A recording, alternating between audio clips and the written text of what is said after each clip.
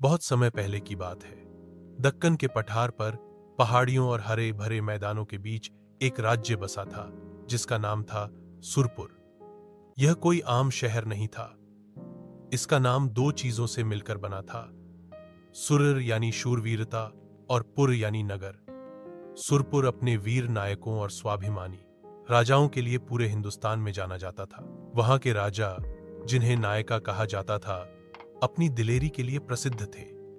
वे मानते थे कि गुलामी की जिंदगी से बेहतर है सम्मान की मौत। सुरपुर का किला पहाड़ों पर ऐसे बना था जैसे कोई शेर अपने शिकार पर नजर गड़ाए बैठा हो, जिसे भेदना किसी के लिए भी आसान नहीं था। लेकिन सुरपुर की पहचान सिर्फ तलवारों से नहीं थी। यहाँ की हवाओं में कला घुली हुई थी।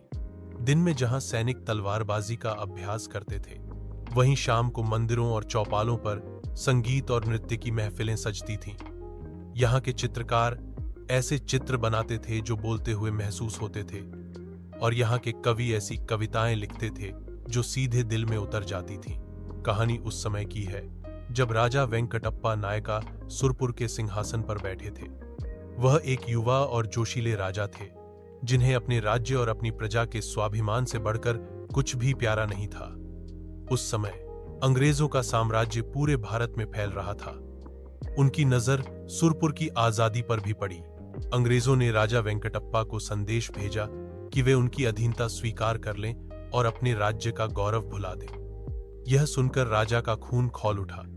उन्होंने भरी सभा में कहा, सुरपुर की मिट्टी में हमारे पूर्वजों का रक्त मिला है। यह मिट्टी गुलामी स्वीकार नहीं कर सकती। हम आखिरी सांस तक लड़ेंगे, पर अपना सिर नहीं झुकाएंगे। पूरा सुरपुर अपने राजा के साथ खड़ा हो गया। छोटे से राज्य ने एक बहुत बड़ी शक्ति को चुनौती दे दी थी। भयंकर युद्ध हुआ। सुरपुर के वीर सैनिक अपनी धरती के लिए जी जान से लड़े।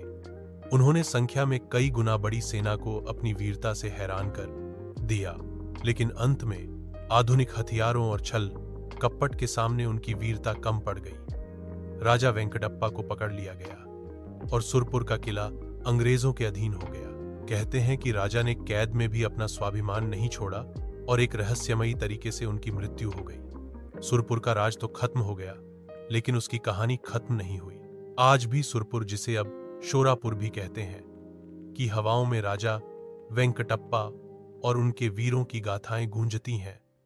वहां के पुराने किले की दीवारें उनकी वीरता की कहानी कहती हैं, और लोग आज भी अपने बच्चों को सुरपुर के उस स्वाभिमान की कहानी सुनाते हैं जो कभी किसी के सामने नहीं झुका।